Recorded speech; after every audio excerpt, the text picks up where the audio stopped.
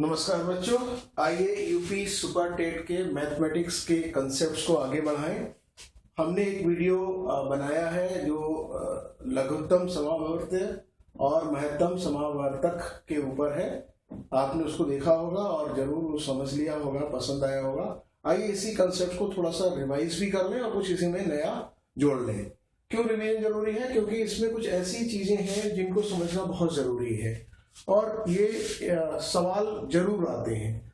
तो एलसीएम और एचसीएफ से आप कोई भी सवाल आएगा, आप गारंटी के साथ ये कह सकते हैं कि आप वो सवाल कर देंगे। क्यों? क्योंकि आपका कॉन्फिडेंस लेवल अच्छा हो जाएगा। इस कंसेप्ट को सीखने के बाद आपको बहुत आसान लगेगा एलसीएम और एचसीएफ के क्वेश्चंस। बच्चों, आपको अगर ये चैनल पसंद आ रहा है शाक्य एकेडमी फर्रुखाबाद, तो आप इसको सब्सक्राइब करें और अपने दोस्तों के साथ शेयर करें, लाइक करें और कमेंट्स जरूर दें, ताकि कमेंट्स से हम एक सुधार कर सकते हैं। कमेंट्स में हमें पता चलेगा कि आपको कहाँ कठिनाई आ रही है और उस कठिनाई को हम दूर कर पाएंगे। तो प्लीज कमेंट जरूर भेजें ताकि हम ये समझ पाए कि आपने क्या कठिनाई महसूस की है, और बेल आइकन जरूर दबा दें जिससे कि आपको सारे अपडेट्स मिलते रहें। आइए इस कंसेप्ट को हम और अच्छी तरह से समझ लें।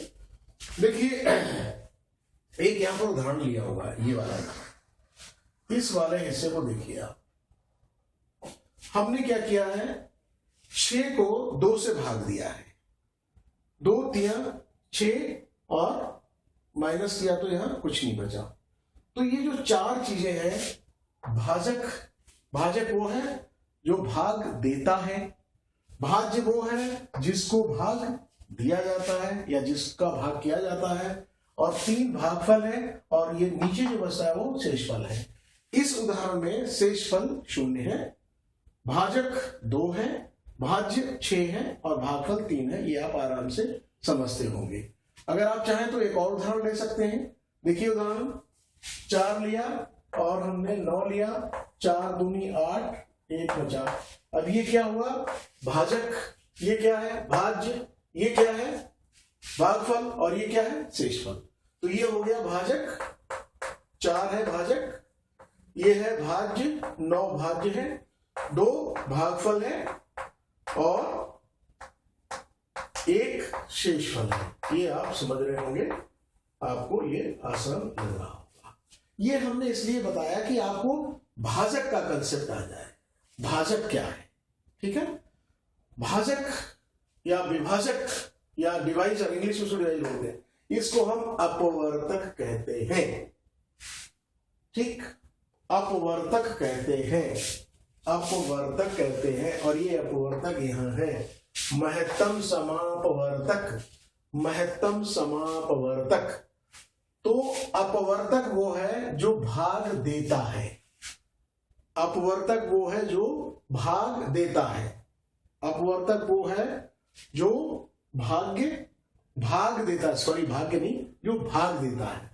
एक उदाहरण लिया है हमने, 18 एक संख्या है, 18 के अगर भाग के बारे में सोचें तो 1 से भाग जाएगा, 2 से भाग जाएगा, 3 से भाग जाएगा, 6 से भाग जाएगा, 9 से भाग जाएगा और 18 से भाग जाएगा। इसके अलावा और किसी से भाग नहीं जाएगा। तो इसलिए ये क्या है, अपवर्तक है। ये क्या है, अपवर्तक है। ठीक, अब अपवर्त का मतलब क्या है, अपवर्त का मतलब है, अपवर्त का मतलब है गुणांक, गुणक, गुणज या मल्टीपल, गुणनफल कह सकते हैं। अब देखिए, अगर हम बात करें 6 के अपवर्त, 6 के अपवर्त क्या है, 6 है, 12 है, 18 है, 24 है, 30 है और ये असीमित, असीमित कहीं तक जा सकते हैं।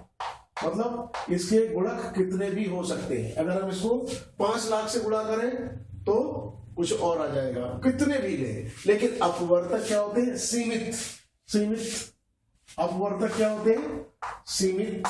ये असीमित नहीं है, लेकिन अपवर्त असीमित है। ठीक है, तो चूंकि ये सीमित है तो हमें यहां चाहिए महत्तम, बड़े से बड़ा, और चूंकि ये असीमित है तो इसलिए हमें चाहिए लघुत्तम, क्योंकि बड़ा तो हमें पता ही नहीं है। समझ रहे हैं आप? असीमित होने की वजह से बड़ा तो पता ही नहीं है कितना होगा, 24 30 है, फिर कुछ भी होगा कुछ भी होगा कुछ होगा। लेकिन चूंकि अपवर्तक सीमित है, इतने ही है, तो इसमें हमें चाहिए महत्तम। महत्तम का मतलब है बड़े से बड़ा। अगर हम 18 का महत्तम की बात करें तो 18 है। ठीक है, ये समझ में आ रहा है। अपवर्तक क्या चीज है? अपवर्तक हमेशा सीमित होते हैं, इस वजह से इसमें हम सबसे बड़ा चाहते हैं। और चूंकि अपवर्त असीमित होते हैं, इसलिए हम क्या चाहते हैं? सबसे छोटा। छोटा तो पता चल जाएगा, लेकिन सबसे बड़ा सीमित ही नहीं है, अनंत चला जाएगा, तो कौन सा बड़ा होगा कुछ भी पता नहीं है। तो इस कंसेप्ट को थोड़ा सा समझ लीजिए कि समापवर्त क्या है और समावर्तक क्या है। महत्तम होगा तो समावर्तक होगा, लघुत्तम होगा तो समापवर्त होगा। ठीक है, इसको हम शॉर्ट में एलसीएम बोलते हैं, एलसीएम, और इसको बोलते हैं एचसीएफ। ये उदाहरण बहुत इंपॉर्टेंट है, इसको आप ध्यान से देख लीजिए। अगर हम 18 के गुणनखंड करें तो इसके अलावा और कोई गुणनखंड नहीं होंगे। ये समझने की बात है। ये अपवर्तक है और अपवर्तक को हम लोग महत्तम निकालने के लिए यूज करेंगे।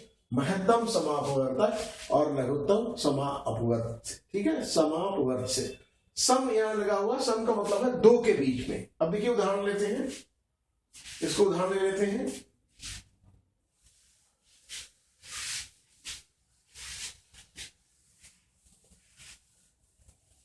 उदाहरण से इसको समझेंगे, बहुत अच्छा उदाहरण देखते हैं जिससे कि आपका कंसेप्ट क्लियर हो जाए। देखिए, मान लीजिए दो संख्याएं हैं, 6 है और 18 है। ठीक है, अब हमें इसमें चाहिए महत्तम समापवर्तक। ठीक है, अपवर्तक है, समापवर्तक।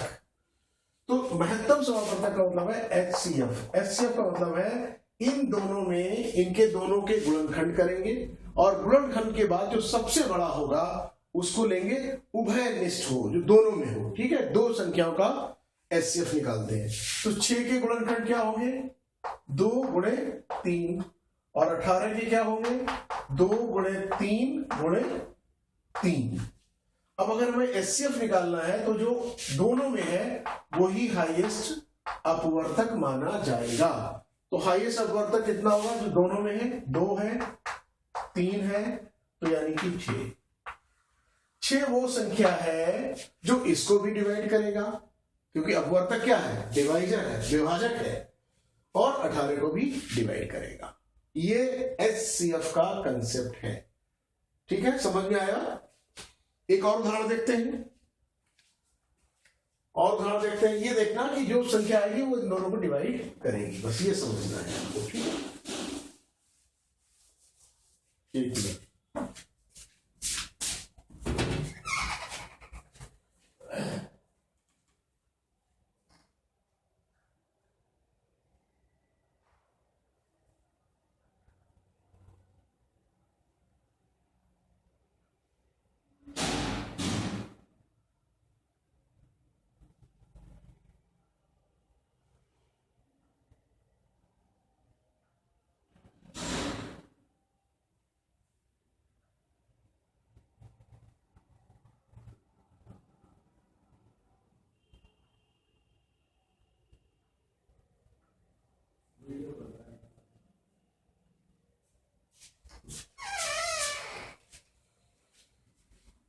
हाँ, तो बच्चों एक उदाहरण ले लेते हैं, और ये उदाहरण हम लेते हैं, मान लीजिए हमने लिया उदाहरण 15 और 18। ठीक है, अब हमें क्या चाहिए? समापवर्तक, महत्तम समापवर्तक चाहिए।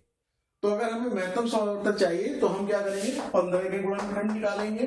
15 क्या है? 3 गुणे 5, और 18 के क्या है? 2 गुणे 3 गुणे 3। ठीक, अब हमें क्या चाहिए? महत्तम समापवर्तक, यानी कि अपवर्तक। अपवर्तक क्या है? डिवाइड करें, डिवाइड करने वाला। तो पहले निकालने का तरीका क्या है, जो दोनों में हो, दोनों में क्या है 3। ये 3 ही ऐसी संख्या है, इसको हम HCF कहेंगे। ये 3 ही ऐसी संख्या है जो 15 को डिवाइड कर रही है और 18 को डिवाइड कर रही है। ठीक है, तो ये हमारा अपवर्तक शब्द क्लियर हो गया। अपवर्तक का मतलब है, महत्तम का मतलब है बड़ी से बड़ी, अपवर्तक का मतलब है वो संख्या, वो विभाजक जो दोनों को डिवाइड करेगा। ठीक है, एक उदाहरण और लेते हैं अपवर्तक के लिए, समापवर्तक के लिए। महत्तम समापवर्तक हमने लिया, मान लीजिए 9 और 12। ठीक है, 9 और 12। अब देखिए हमारे 9 के गुणनखंड क्या हुए, 9 के गुणनखंड हुए 3 गुणे 3। 12 के गुणनखंड क्या हुए, 2 गुणे 3। तो महत्तम समापवर्तक क्या होगा, महत्तम समापवर्तक क्या होगा, समापवर्तक क्या होगा, जो दोनों में होगा, जो दोनों में होगा वो क्या है 3। तो ये 3 ही ऐसी संख्या है जो इसको भी डिवाइड करेगी और इसको भी डिवाइड करेगी। ये HCF का कंसेप्ट है। HCF के लिए आपको ये बहुत आसान लगना चाहिए कि हमें वो विभाजक पता चलता है, वो डिवाइजर पता चलता है, वही, और जो महत्तम होगा, सबसे बड़ा होगा, वो जो दोनों में होगा, 2 का होगा, वही महत्तम समापवर्तक कहलाएगा। और यहां पर उत्तर 3 है। ये समझ गए होंगे।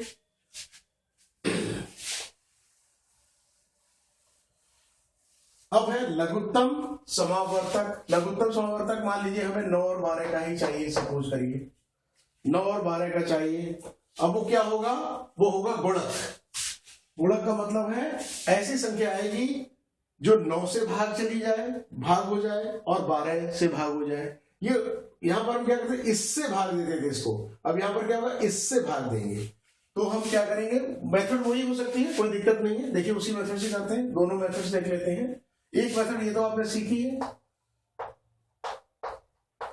ठीक है, ये मेथड आपने सीखी है।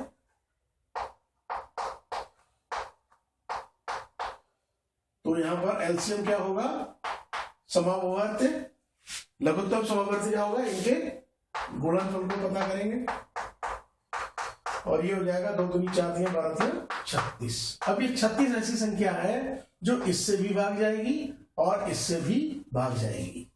ये क्या है, अपवर्त्य है। लघुत्तम समापवर्त्य मतलब गुणज है, गुणक है, मल्टीपल है। देखो मल्टीपल है, यानी कि जो हमने पहले वीडियो बताया था कि 36 इसकी टेबल में भी आएगा और 36 इसकी टेबल में भी आएगा।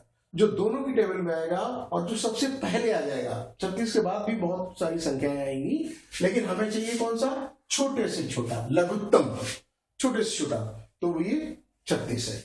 अब देखिए लघुत्तम और महत्तम एक जैसे एक साथ निकाल सकते हैं। देखिए जरा ध्यान से, लघुत्तम और महत्तम एक साथ भी निकाल सकते हैं। कैसे एक साथ निकालेंगे, देखिए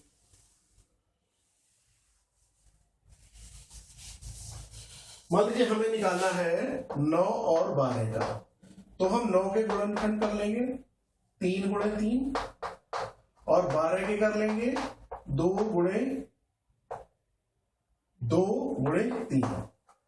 तो जब हमें HCF निकालना होगा यही गुणनखंड काम लेंगे, LCM निकालना होगा यही गुणनखंड काम लेंगे। कैसे, HCF के लिए आपको पता है वो फैक्टर लेंगे जो दोनों में होगा, ये है 3, ठीक।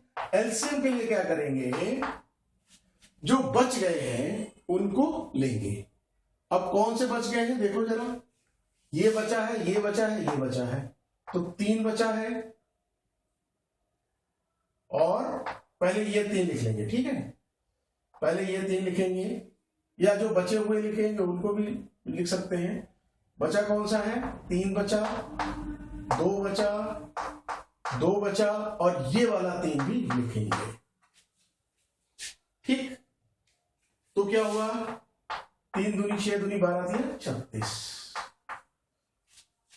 एक और उदाहरण देखते हैं 4 और 12 का।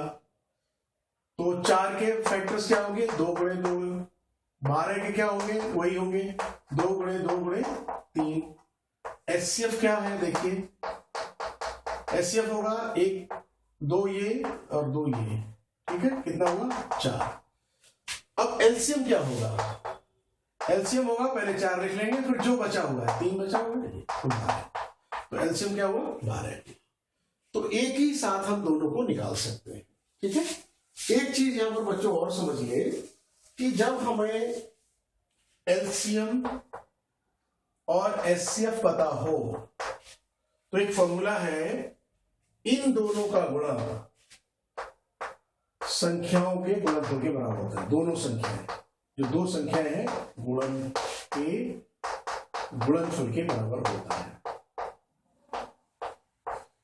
के बराबर होता है, ठीक है।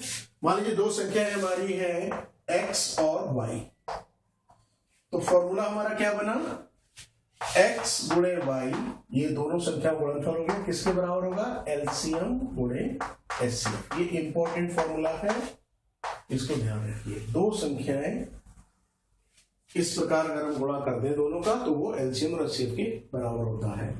इस पर आधारित सवाल आते हैं, इस पर आधारित सवाल आते हैं। आइए एक सवाल करते हैं, आइए एक सवाल करते हैं। कौन सा सवाल करते हैं, प्रश्न है दो संख्याओं का मासापा 6 है, यहां हमने रख दिया 6, और लासापा 432 है। यदि एक संख्या 48 है, मान लो x 48 है तो 48, तो दूसरी संख्या बताओ, y की वैल्यू बताओ। तो y की वैल्यू क्या आएगी, देखना, ये ऊपर रहता है 432 गुणे 6 बटे 48, 6 अट्ठे 48, 8 से करेंगे तो 8 पंचे 40 और 8 चक्की 32, कितना आया, दूसरी संख्या आ गई 54, ठीक। तो एक संख्या कितनी है, पहली संख्या कितनी है जो दे रखी है, पहली संख्या कितनी है 48, दूसरी संख्या कितनी है 54। अब इसको चेक करते हैं, ठीक है, इसको वेरीफाई करते हैं। कैसे वेरीफाई करते हैं, ध्यान दीजिए। तो 48 और 54 इसके फैक्टर करते हैं। 48 के फैक्टर क्या है, 2 गुणे 24, 2 गुणे 12, 2 गुणे 6, 2 गुणे 3, 2 दूनी 4 दूनी 12 दूनी 2 दूनी 4 दूनी 8 दूनी 16 48, ठीक है। 54 का है 2 से भाग देंगे तो 27, फिर 3 गुणे 3 गुणे 3। अब हम पहले निकालेंगे एचसीएफ। एचसीएफ क्या होगा, ये दोनों होगा, 2 फिर 3, कितना है देखिए 6, ठीक। अब एलसीएम निकालेंगे। एलसीएम कैसे निकलेगा, 6 ये वाला लिख लिया, अब जो बचा है 2 बचा, फिर 2 बचा, फिर 2 बचा, फिर 3 बचा, फिर 3 बचा, ठीक। तो कितना हुआ, 6 दूनी 12, नहीं इसको ले लिया था ना, 6 3 18 समूह, ठीक है। तो हाँ, इसे गुणा करेंगे ना एलसीएम के लिए, 6 दूनी 12 दूनी 24 दूनी 48, 48 गुणे 9, 9 अट्ठे 72, 9 चौक 36 और 7 43, देखिए 432 है, सही है। तो ये वेरीफाई हो गया, पहली संख्या 48 है, दूसरी 54। एक सवाल और देखते हैं बेटा, क्या है, यदि मासापा दो संख्याएं हैं, इसका मासापा कितना है, एलसीएम है 4 और एचसीएफ है 24, तो ए का मान बताइए। यानी दो संख्याएं हैं तो दोनों का गुणनफल किसके बराबर होगा, इन दोनों के गुणनफल के बराबर होगा, 4 गुणे 24। तो ए का मान आएगा, सॉरी ए का मान आएगा 4 गुणे 24 बटे 8, 8 3 24, यानी कि ए का मान है 12। यानी कि संख्याएं हमारे पास है 12 और 8, ठीक। इनका एलसीएम 4 आएगा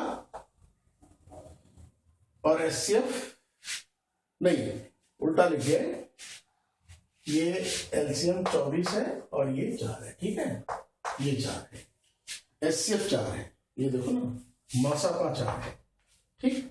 तो ये है बच्चों, ये कंसेप्ट है, इसको हमने रिवाइज किया है, आप इसको रिवाइज करें। और अगर कोई आपको कंफ्यूजन हो तो आप हमारे व्हाट्सएप नंबर 94 192 54 613 9419254613 पर मैसेज करें या कॉल करें। हम आपकी जो भी कठिनाई होगी उसको दूर करेंगे।